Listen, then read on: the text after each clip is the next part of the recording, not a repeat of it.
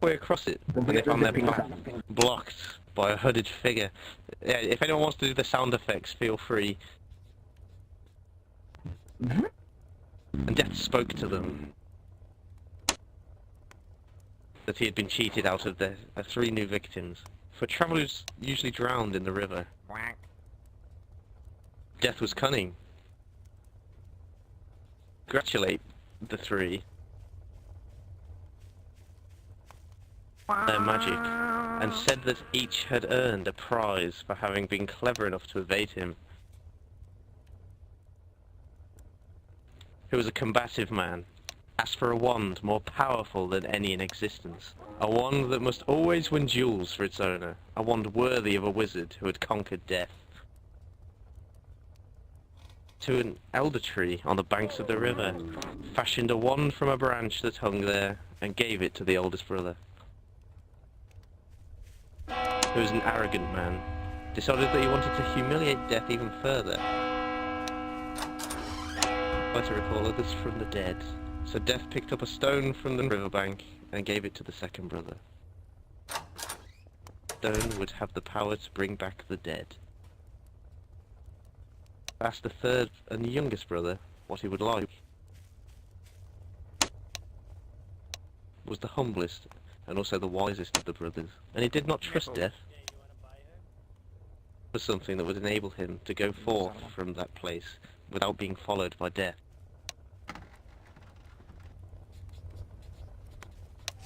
Most unwillingly, handing over his own cloak of invisibility, then Death stood aside and allowed the 3 brothers to continue on their way, and they did so, talking with wonder of the adventure they had had, and admiring Death's gifts.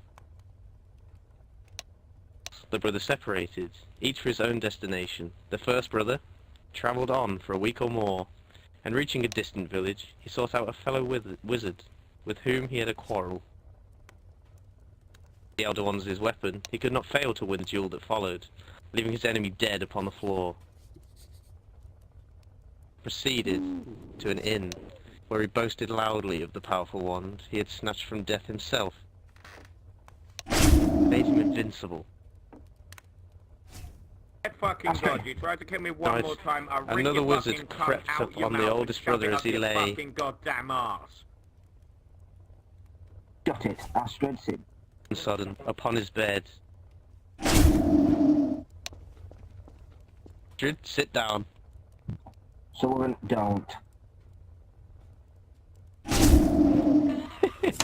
The thief took the wand and, for good measure, slit the oldest brother's throat.